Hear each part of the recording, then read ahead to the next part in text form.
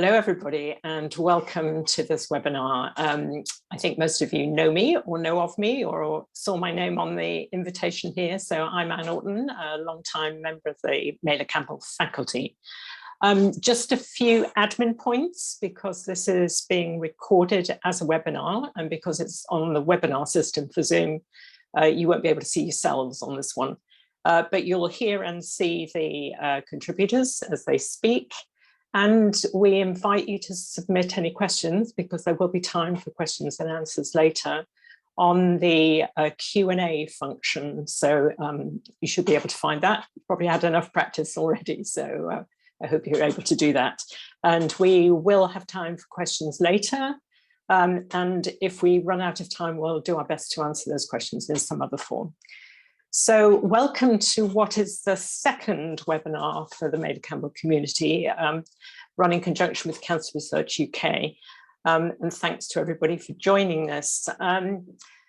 We're building on the first webinar that we had last year, and that was talking about some of the results of the practice coaching that was being done within Cancer Research UK, which we started about a year earlier. And it gave a chance for people to look at some of the science that was being done by the people involved and to talk about the benefit of coaching. That was done because I'd encouraged Cancer Research UK to join the charities who take advantage of the practice coaching programme about a year before. This time the spotlight is a bit different. So it's on coaching and pro bono coaching for people who are members of the Future Leaders programme. So in other words, we're using master's graduates to support those leaders. And that grew out of the germ of an idea that developed from the pro bono coaching. We thought it would be an interesting idea for graduates to be coaching in a quite different environment to the environment they might typically encounter. And we did indeed get a lot of interest and commitment to do that. So we're extremely grateful to the graduates of the master programme who've already volunteered. So we'll take an opportunity this time to talk to two pairs that have been part of that programme. So the researchers and their coaches, who'll give you an idea about their research focus, at least the scientists will, maybe not the coaches, and share the value of the coaching. And this is all done within the context of the Future Leaders programme. So before we get into that, just a little bit of background on Cancer Research UK, which most of you probably know already. You'll probably be aware that Cancer Research UK is the world's leading cancer charity. And it's dedicated to saving lives through research, which is the subject of our webinar today, through influence and through information. And the vision has always been to bring forward the day when cancer is cured, and that's cancers that are very well known and experienced by many people, to those very individual cancers that affect just a few. It is a huge and a growing challenge. The expectation is that by 2040, about 29.5 million people around the world will experience cancer at some point in their lifetime. But the good news is that survival rates have been dramatically improved.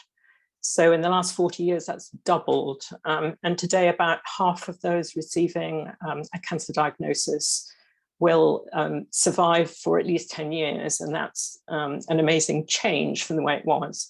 And Cancer Research UK's aim is to accelerate that and make that even more likely that people will get at least 10 years after a diagnosis. And the strategy is focused really on four things. One is preventing cancers in the first place. Second is diagnosing cancer as early as possible. The third is developing new treatments. And the fourth is making treatments more effective, because there's been a lot of understanding about the individual nature of many cancers. So that's an important element to focus on. And you're probably aware that Cancer Research UK's research was responsible for some of the early breakthroughs in radiotherapy and chemotherapy. Cancer Research UK scientists have been involved in developing 8 of the world's top 10 drugs, cancer drugs used today. Influential, again, in information sharing and influence in the link of smoking and cancer, and propagating the information about that. Lots of work around some of the screening programs. So many of you will receive the bowel cancer screening program or go for breast cancer screening. And new drugs. You've probably read about some of the new immunotherapy drugs that are coming online. So the aim is to accelerate, and that's probably very relevant in today's world, given all that's happening with COVID, but to accelerate the breakthroughs. So part of Cancer Research's approach is to set up grand challenges, so really innovative approaches to try and get some breakthroughs. So this is a chance to learn a bit about the results of our first year of pro bono coaching, where we've matched 11 coaches and scientists. And these scientists are part of the Future Leaders program. So we'll hear from 2 of the scientists, Francesca and Magda. You'll have seen their information on the invitation visual. And they'll talk a little bit about their areas of scientific research and about the impact of coaching on their leadership challenges. And they'll be introduced by their coaches, so Ruth for Francesca and Barbara for Magda. And you'll have a chance, as I said, to ask any questions that you're interested in by putting them in the chat box, and we'll try to respond to those later in the program. But first of all, to provide context, I'd like to introduce Marjolaine, or Line as we call her, to tell us more about the Future Leader program, and she'll hand over to our guest speakers. But just before we get started, there are also 2 other people that you may see at various points along the program who work in philanthropy. So Elaine John and Tallulah Woods. So Tallulah's there. So thank you, Tallulah, for making yourself visible. So with that, thank you. I'll hand over to Line. Thank you, Anne. I will share my screen. If somebody can please let me know if they can see my slides. I take silence for yes. So thanks for the introduction, Anne. So I'm Line, and I have the privilege of looking after the Future Leaders program at CRUK. I would just like to talk to you a little bit about the Future Leaders program. So as the largest independent funder of cancer research in the world, we rely on the best researchers to help us beat cancer. And this means that we're prioritizing people who are delivering the highest quality of research, which underpins everything that we do as an organization.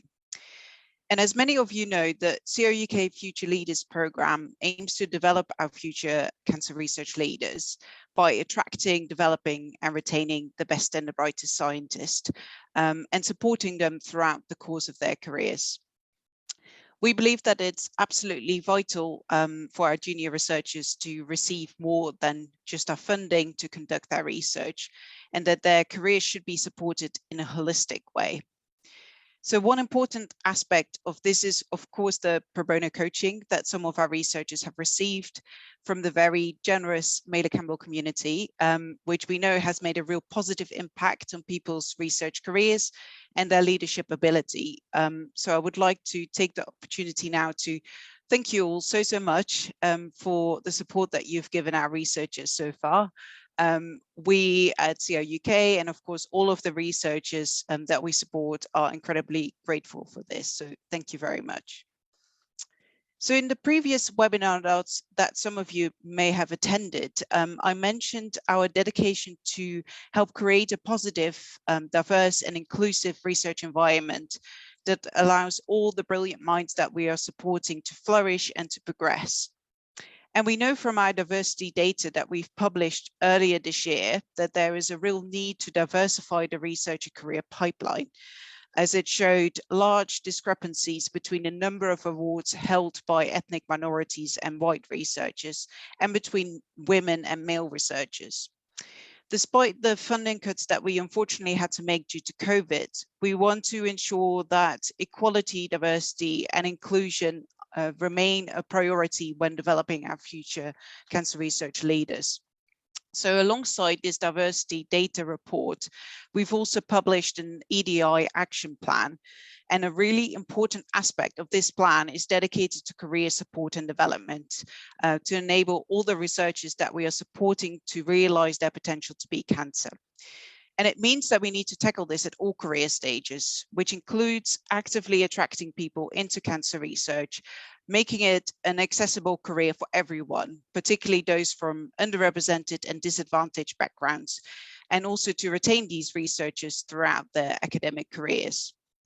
So over the past year, we've put some targeted career support initiatives in place, and they are particularly focused on the early career end of the pipeline to ensure that more young people from underrepresented and diverse backgrounds can enter the academic pipeline. So for these interventions, we've partnered with a number of different organizations, and I just wanted to highlight a few of these to you to give an idea of the type of things that we are supporting. So earlier this year, we've partnered with an organization called Into Science UK, and this organization aims to provide young people from low income and disadvantaged backgrounds an opportunity to gain practical insight into the STEM sector, as well as the knowledge and the confidence to progress to university. We've also partnered with them on their Into Research program, and this program aims to support undergraduate students from underrepresented backgrounds to progress to a PhD in cancer research through mentorship and a placement in a research group. And the other aspect that I think is great about this program is that it doesn't just focus on the students themselves, but also on the mentors by providing them with cultural literacy training, which they will hopefully use to promote cultural change within their own working environment as well. We've also partnered with Black in Cancer, and this organization supports a mentorship program that is run by Black cancer researchers across the UK and the US, and it pairs up undergraduate students with cancer researchers. Then at the postdoc and fellowship level, we encourage our fellows from ethnic minority backgrounds to participate in a leadership course that is run by an organization called Stella AG. And this program has been designed specifically to develop and to implement leadership strategies that reflect the unique challenges and experiences of ethnic minority academic and professional staff across the higher education sector. And last, but definitely not least, the pro bono coaching program offered to all of our fellows via the generous Meyler Campbell community and our dedicated Women of Influence mentorship scheme to support our female fellows to stay and progress in cancer research are both absolutely vital to ensure that we are supporting and we are retaining the best cancer researchers. So with all of these interventions, we're really hoping to make a positive change. But there's obviously so much more to do to ensure that careers in cancer research are accessible and they are inclusive. And so we'll continue to work collaboratively with other organizations, with funders, with institutions to keep evolving our plans. So with that, I guess I would like to hand over to the first coach you will be hearing from today, which is Ruth. She's one of the amazing people who offered her precious time to coach one of our fellows, Magda Meissner. And I will stop sharing my screen. Okay, thank you, Line. And actually, I'm working with Francesca, so you'll hear more about her in a minute. So I am so sorry. Don't worry about it. I thought so. For those of you who don't know me, I am obviously a Meyler Campbell graduate. I founded the Alliance, the coaching partnership, a few years ago now. And I thought it would just be helpful to explain why I jumped at the chance and took the opportunity to work with someone on the Future Leaders programme. at CRUK. And when I thought about it, when I was reflecting on the question, I realized that actually it was both personal and professional. And I realized that my coaching journey started when I was in transition from a career in financial services with absolutely no idea what I wanted to do with the rest of my working life. So I took a late gap year and I became a volunteer in a Marie Curie hospice, which in those days cared predominantly for patients with cancer rather than the broader care that they offer today. And I noticed when I was there as a volunteer that people who were dying learned to live and cast aside many of their constraints in both how they spoke and how they thought. And the contrast with financial services was just so stark. In the FS environment, it seemed that people were dying to live, i.e. sacrificing things that they probably shouldn't. And while I was training to be a coach, my mother was diagnosed with cancer and wasn't well enough to see me graduate. But it was really interesting to explore the difference between people casting aside their assumptions, which is what I thought was happening when people were dying, versus people who were living assumptions in the world of work. So when I was asked if I'd support someone working in this field, it brought so many things together and I absolutely jumped at the chance. And while in some ways it was a personal journey, I am so much richer for the experience of working with Francesca, a top research scientist, and understanding better leadership in academic and especially scientific research and all the challenges that come with it. So Francesca, as you'll shortly hear, is an outstanding scientist in her field. She's one of those people whose work can and will, and probably whose work can and will affect and will probably save or at least lengthen many lives in years and decades to come. As an Italian who took her PhD in Germany before coming here, she has a wonderful and broad cross-cultural perspective. And as you'll hear in a moment, she wears her achievements incredibly lightly. And to have been offered the opportunity to work with her, to have been able to offer support in a small way to enable her best thinking and to challenge her assumptions has been a real privilege. Please meet Professor Francesca Ciccarelli. Okay, thank you, Ruth. After such an introduction, I am a bit scared of presenting what I do. And as you will all see in a moment, I am really thankful to Ruth and to all her support, because I think I developed better skills as a leader since we met. I have a few slides which I would like to share with you. I hope you can see them. As a line, I will take a silence for yes. So I work, I am, let's say, split between two institutions. I was actually contacted by King's College London when I was in Milan, already leading my group there. And I decided after a long negotiation process to join King's because it's one of the leading universities in life sciences, and because of the opportunity to join the Francis Crick Institute that at the time was just being established in central London, which is a fantastic facility where really top scientists are currently working. So the community is really one of the best in the world, and I hope it will remain so for the future. So what do we do? The name of our lab is Cancer Systems Biology Lab. And what we do is to focus mostly on cancers of the gastrointestinal tract, so mostly esophageal cancer, for which I was lucky enough to receive a Program Foundation Award from Cancer Research UK. Esophageal cancer is a cancer of clinical unmet need, mostly because it is diagnosed in very late stage. So what we are trying to do there is to improve early diagnosis so that this can save more life. And then I'm also involved with Cancer Research UK in two big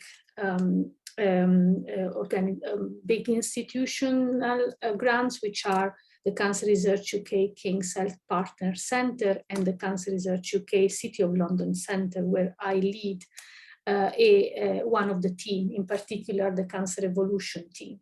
So what we do is really working on understanding how cancer evolves over time, how it starts, how it adapts in the cancer microenvironment, in order then to diagnose it in early stages and treat it better. We do it with a systems biology approach, which means that we don't focus on only one gene or one process that gets wrong in cancer, but we treat the cancer cell as a system. And in order to do that, we focus on what are the driver events that drive the evolution of cancer from its origin to the metastatic process. And these are normally, usually they are mutations, so faulty events in the genome of the cancer cell that then are translated into wrong proteins.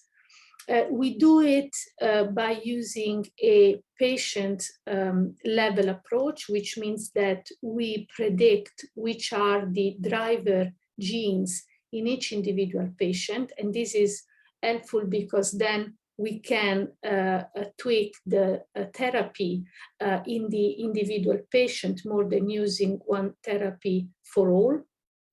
And lately, we have also started to put the cancer cells and their mutation in the context of the microenvironment. So we study the entire evolutionary process in the context of the cancer, of the tumor microenvironment, which are all the non-cancer cells that surround the cancer cell, including the immune cells. And you might be aware that a big breakthrough in cancer therapy has been cancer immunotherapy, so boosting the immune system in order to tackle cancer. And what we do is to use what is called high-dimensional approaches that allow us to map and to recognize every single immune cell that is in the surrounding environment of the cancer cells.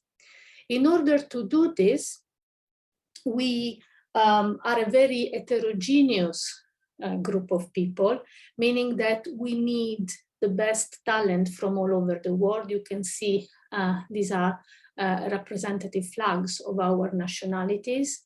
And we also need different backgrounds. So there is a lot of data that are produced by our experiments, and therefore we need computational people that can analyze this data.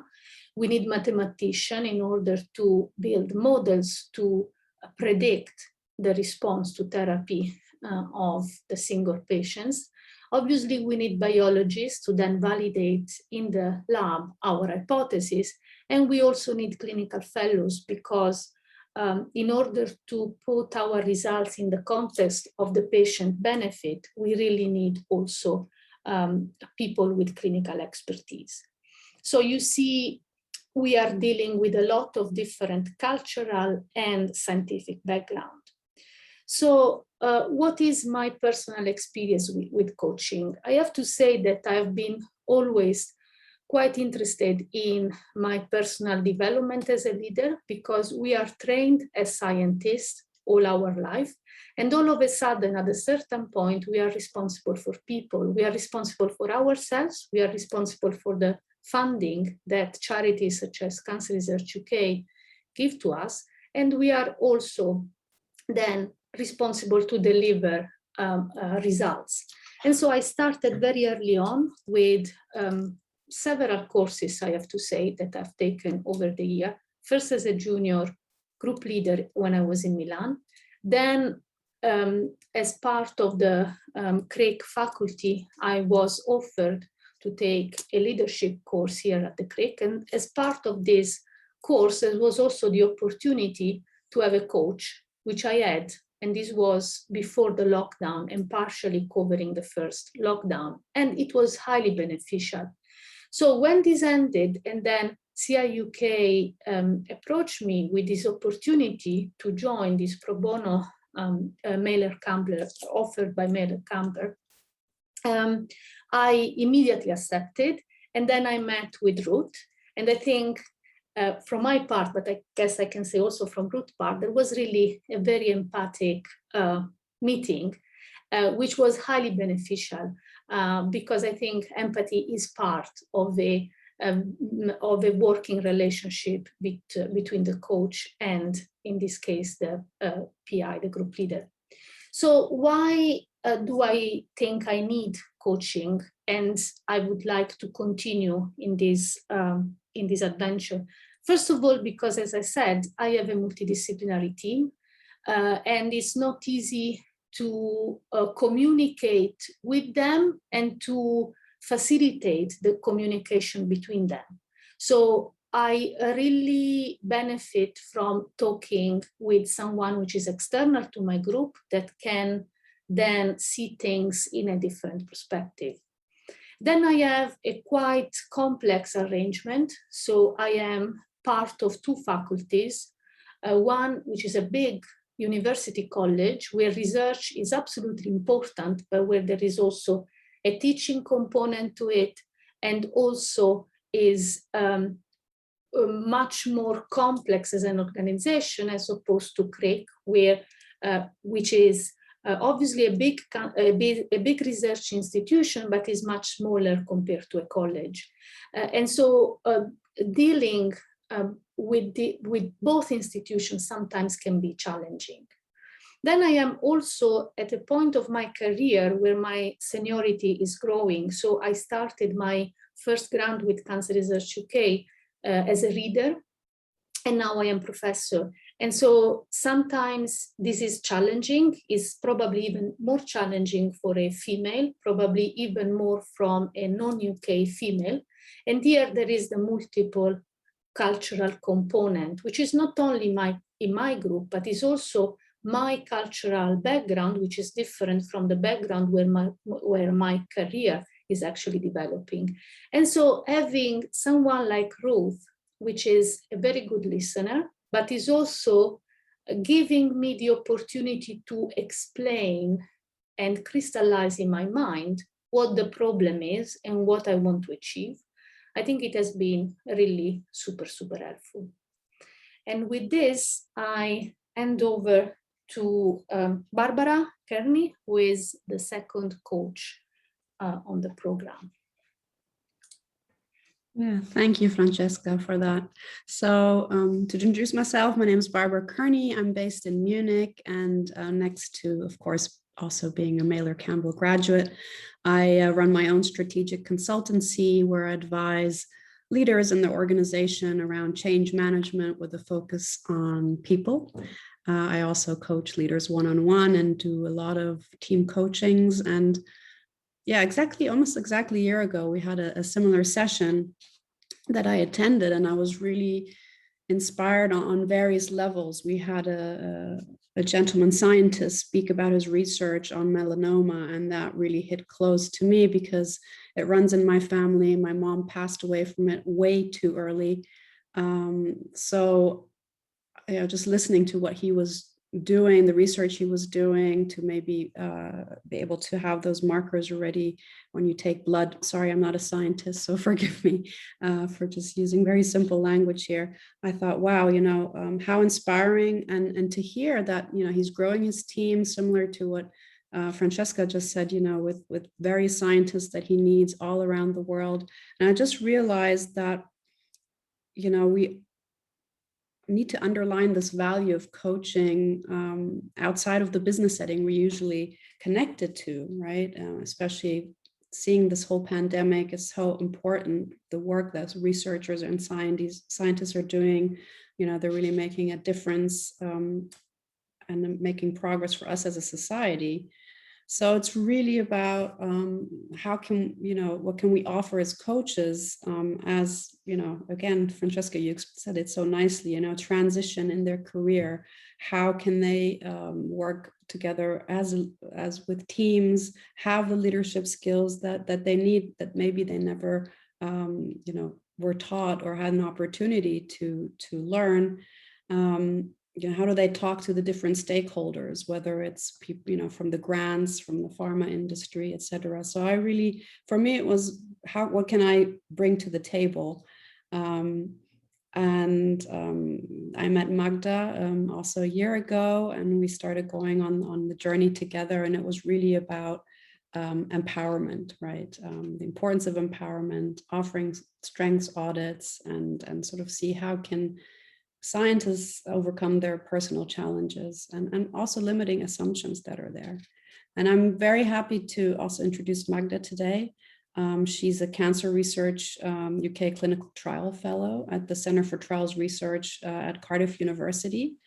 Originally from Poland, she recently completed her medical oncology training and obtained funding from the Welsh Cancer Research Center. And a big congratulations are in order because she just also received her PhD in molecular genetics and biomarkers. And I know Magda as a person with so many interests. She's incredibly passionate about what she does. She wants to make a huge difference in the world, which I also find very inspiring, especially in the field of innovative clinical trials, especially around rare cancers like soft tissue and bone sarcomas. I know she's going to speak to you about that a bit later. And she has so much energy, working with so many people. It's amazing. And on top of that, she's also a mother of 3 girls, and her twins just turned 9. So yeah, it was just a wonderful experience to work together with you, Magda, and I leave it over to you. Thank you so much, Barbara, for introducing me. I'm also going to share my brief presentation with you. Hopefully that will work. Just do. Everyone can see this. Hopefully there's a silence that means. So yes, Barbara has nicely introduced me, so I can actually skip that slide now. So just to mention that about my clinical trial fellowship, I started that about more than 2 years ago, more than 2 years ago now, when I was a medical oncology trainee. And I've been working also with infection trial on my PhD, and then I applied for this clinical trial fellowship. And during that fellowship, I've been involved with multiple trials. But today I wanted to tell you mainly about the trial I've been involved, and this is a trial I've been leading on myself, developing this trial with a collaborative team of medical oncologists, sarcoma specialists. Oh, sorry, that's too soon. Specialists and also clinician scientists. So a group of us been working on a specific trial in rare cancer like soft tissue sarcoma. So, and then I will mention to you about how I've benefited from coaching during my research. And just to briefly give you a little bit of background, what is sarcoma? Sarcoma is a very rare cancer. About 3,300 people has been diagnosed each year in UK with this type of cancer, and it can affect children, adults, elderly. Sorry, so I've got some problems with technology today, and with elderly.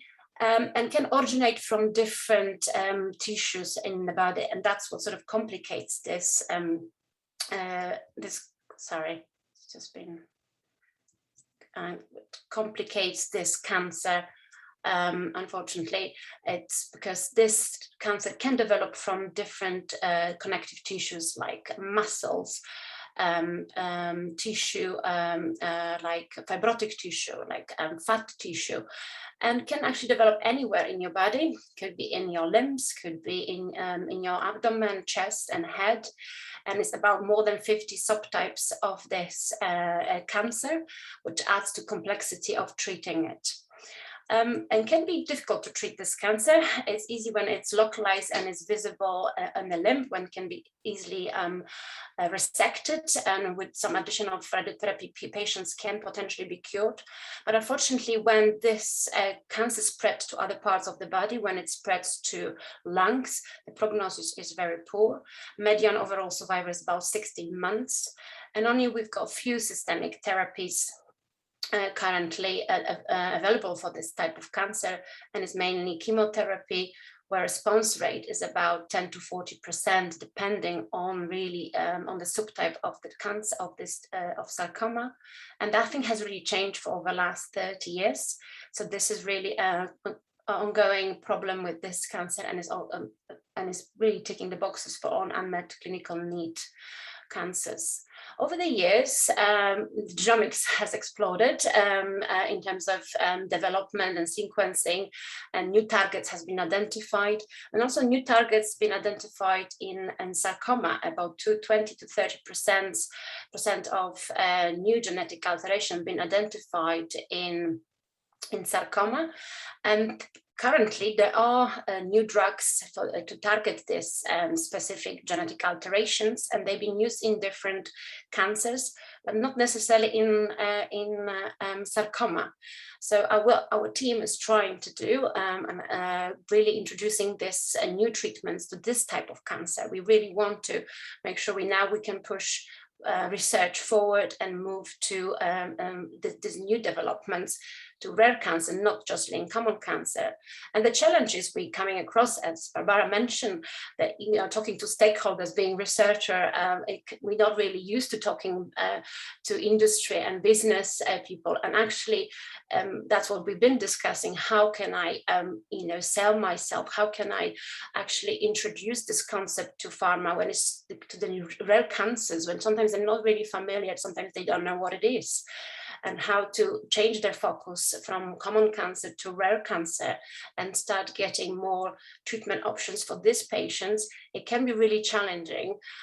So at this point in time, I have to say, this was really, for me, good experience in terms of coaching, getting guidance, how I should think in terms of maybe business way thinking is the best way here, best way approach here.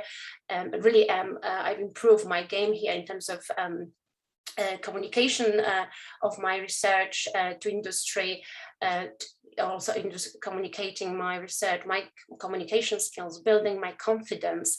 And Barbara really helped me with this, and also looking at different perspective in this. So, and as this year was really, really extensive, Barbara mentioned, there's been happening so many things during my research. During my time as a fellow, I have completed my medical oncology training, I have completed my PhD, and been talking to stakeholders, to industry, and getting across new opportunities. As I'm about to finish this fellowship fairly soon, I need to think about my new career opportunities and what would I be doing next year. And I have to say, what I find really helpful as well, when I came across new opportunity, when I was offered to be part in a new project of introduction of circulating biomarkers to NHS services to benefit patients, I started again working with industry. I created research working group, and I started leading this project. And with that, I came across job opportunities, which then every step of my journey this year, I've been discussing that with Barbara, and we've been talking about different aspects. What can I do to benefit most from this opportunity? And even, for example, when I've written just simple proposal, how could I sell myself in terms of getting up there my involvement, how could I be needed to help develop this project? Because there was something, opportunity came up really that as someone asked for advice, for idea, but not necessarily I would be involved in the future, but actually it turned out almost to my future job, which I might be in that new genomic consultant in the future in Cardiff, potentially next year. So I'm really grateful for this to Barbara, and as Francesca also mentioned too, that we've been developing our skills doing as a leaders of different types of researching strategies.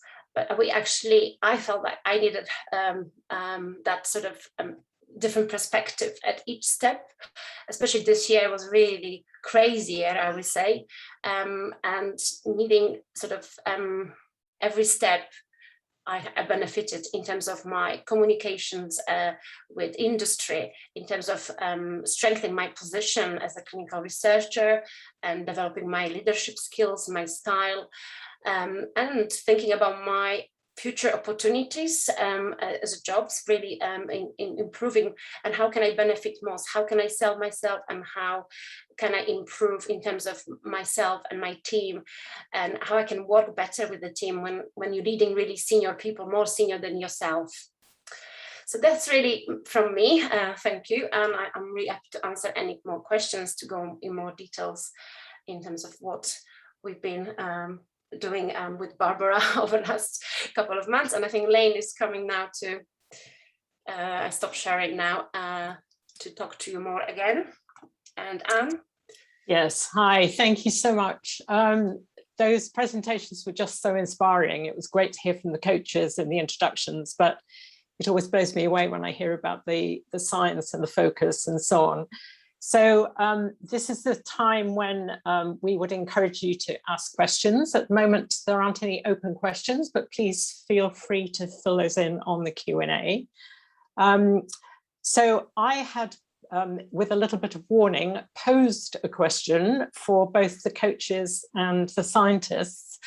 And that was, what was the most surprising learning during the coaching? So who would like to go first on that?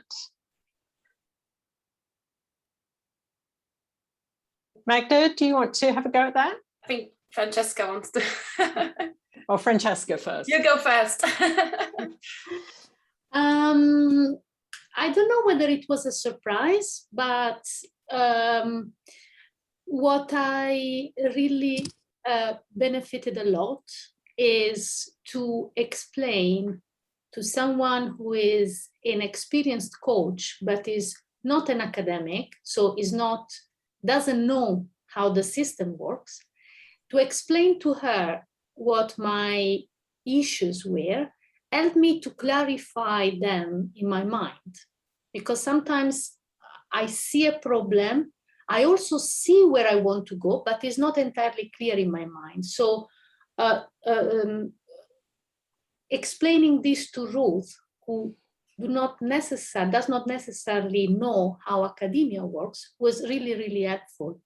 So I don't know whether, well, it was a surprise in a way, because I didn't know this process very well of learning and clarifying bits in my mind by explaining them to someone else.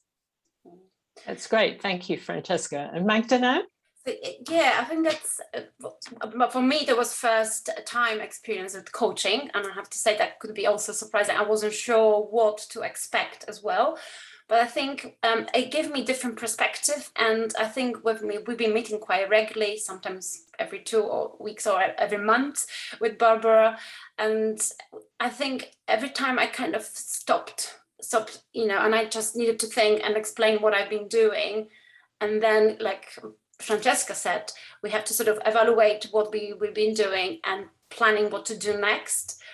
And Barbara would always listen to me, and then she would make me think and direct me and guide me where I want to go next, and kind of then clearing my mind. Oh yes, this is what I really want to do, and this is how I want to do now. And that's, I think, what I needed. And that's why maybe that was probably surprising, that actually this really helped me, especially when I came across my opportunity with a new project. It kind of really helped me put myself out there, and now being a leader of that project. That's great. Thank you, Magda. Barbara, Ruth, anything to say from a coach's viewpoint? Barbara, how about you first? I don't know anything that really, I can't think of anything that surprised me. I'm sure there were lots of things that surprised me. Maybe from the communications point of view, definitely, how different the languages are between business leaders and researchers and scientists, and how important it is to bridge that, because we all have to work together. But something I'm always positively surprised is just when we have a space together to sort of think and share, how beneficial that is. And it doesn't matter, what kind of leader or what kind of human being we are. That's great, thank you. Ruth, anything to add? I totally agree on the communication. I think the thing that surprised me is the enormous complexity of what Francesca has to navigate. I mean, leaving aside her day job as a research scientist, you saw sort of between two institutions, having to think about funding, a multidisciplinary team, keeping the show on the road, and all of that, and sort of navigating that enormous complexity. It was, I think that was my biggest surprise. That's great, thank you very much. We do now have a question from Nikki Richards. Nikki, hello. Both Ruth and Barbara are seasoned coaches. What advice can they offer to those of us who are near at the beginning of our coaching journey?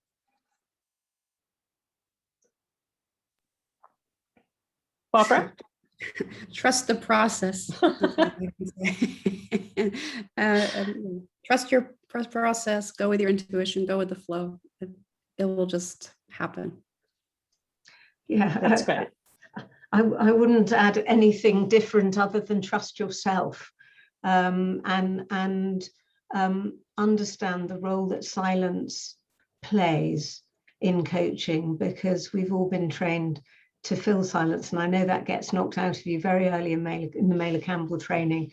But trust the silence, and at the point it becomes unbearable, stay with it a bit longer.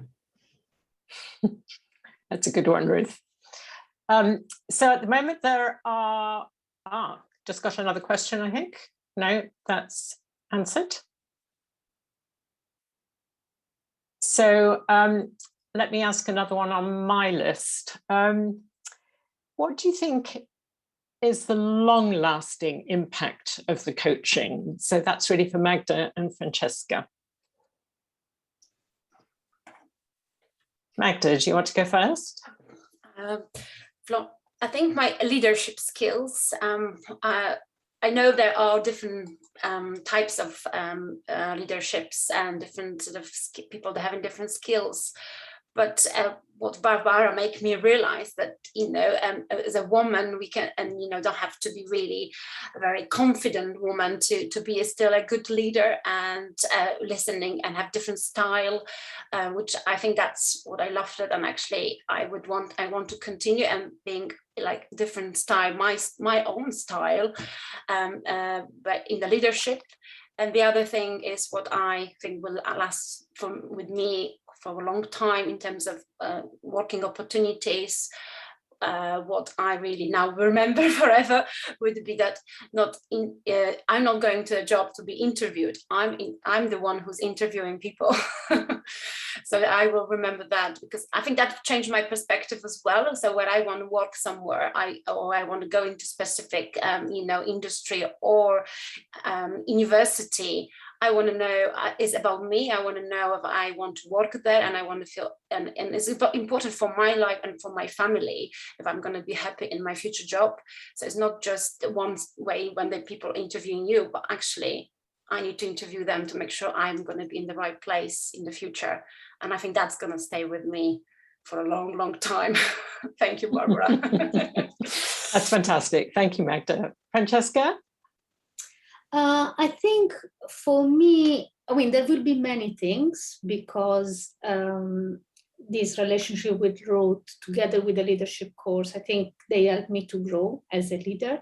But there is possibly one advice that she keeps telling me, which is very hard for me to take on board, but I'm trying very hard, which is try not to think too much about the undesired outcome of something. So I am very analytical as a person, right?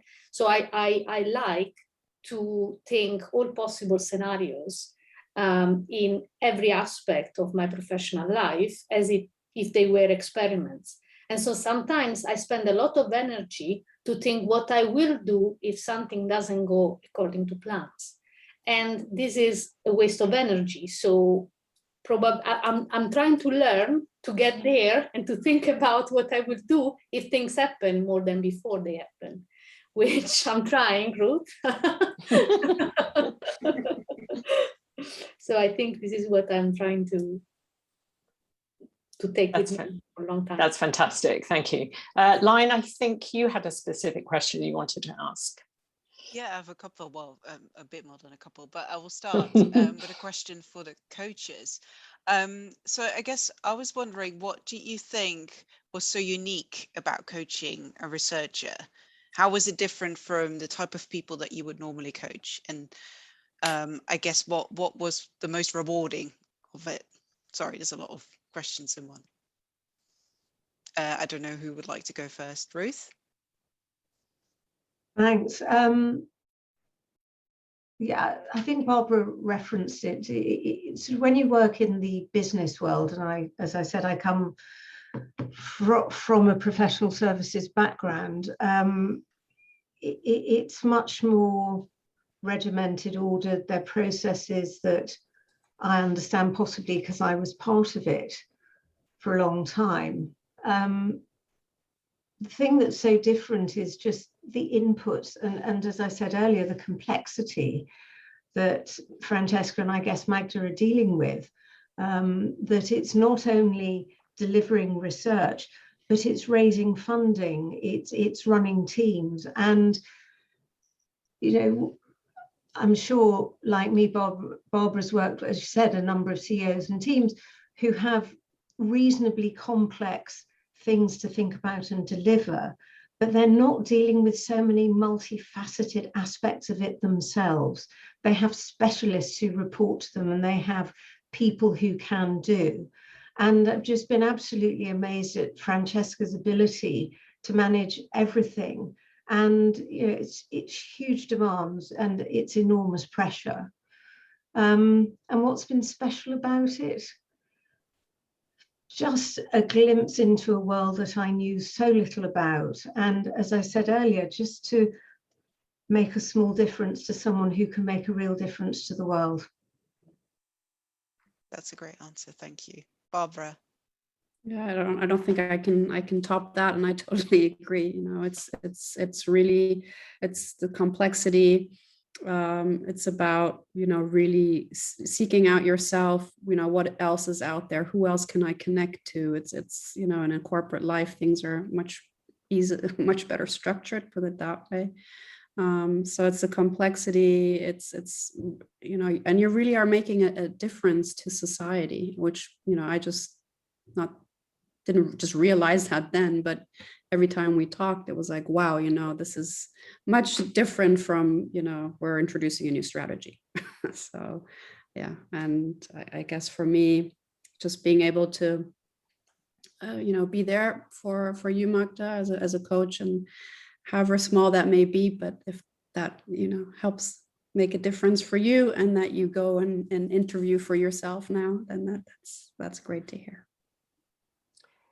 So there's another question on the Q&A, and that is, what would they, again for the coaches, what would the coaches advise or counsel for other people who are thinking of putting themselves forward as coaches for this program? Don't think, just do it. Lovely. Yeah, it was going to be the sort of Nike JDI or the slightly cruder version of JFDI, but just don't hesitate, do it. That's great. So I'm just checking whether we've done all the questions. I'm aware of the time and I want us to finish on time. So I thought I'd just do some closing comments and then we'll be finished by the appropriate time. So I hope you all enjoyed the presentations, the discussions, the answering of the questions. Again, I just want to thank so much Francesca and Magda, Ruth and Barbara for participating and indeed for the coaching. And it's just been inspirational to hear your conversations about the science and the benefits you've had through the coaching, Francesca and Magda. I really appreciate that. Also thanks to Line for the discussion of the Future Leaders programme. I think it's always really helpful to contextualise what you're seeking to do with that, and particularly to talk about some of the current issues of diversity and inclusion. I think it's really helpful. So before we close, I just want to tell you a little bit about my involvement in Cancer Research UK and what you might want to do from here. So I've been involved in cancer charities for many years. In fact, some of you may remember me in a very bright pink jumpsuit, jumping out of a plane to raise money. And that was one of my involvements. That's driven by my science background. So I've always really been interested in the science, and by family, friends, and my own experience of cancer. So I'm a 10 years plus, in fact, with a lot of pluses, survivor. And I've now joined the Cancer Research UK Catalyst Board, which has really devoted attention to the necessary fundraising, particularly given some of the situations of the pandemic and the reductions in budget and so on. Sorry, I've just had an email that's popped up. So the Catalyst Club board is really supporting the Future Leaders programme because it's so important for the direction of the science and for developing those people who will support research over the years. We know as coaches that going from specialist and technical roles into leadership roles can be a challenge. There's a lot to consider there. So I hope today's webinar has given you an insight to some of the things that Meyler Campbell graduates have been supporting through the pro bono programme. So in the pandemic, there have been constraints on the funding, but you'll all have seen that one of the benefits of the pandemic is the visibility of science and the visibility of scientists. So I think it's very unlikely that this time last year, or certainly the year before, we would have all been familiar with some of the names like Valence and Whitty and Gilbert and Harries, but we are now, and science is now looked at and understood in a slightly different way. So now more than ever, cancer research needs support, it needs funding, it needs support in other ways, and we're absolutely thrilled that 11 of our Meyler Campbell graduates are supporting the programme and coaching pro bono. So just to finish by giving a huge thank you to everybody, but to look forward. So there are ways in which you can continue to support Cancer Research UK. Obviously with the pro bono coaching, which is fantastic. If there are people on the webinar who've not yet involved, then I think that would be a wonderful thing to contribute. Clearly, if you're able to contribute in a funding basis, that would be superb as well. Or to introduce your networks to cancer research people. So as I said at the beginning, Tallulah is part of the philanthropy team, and she'll be following up with the people who are involved in the webinar to see what we might do to encourage your support.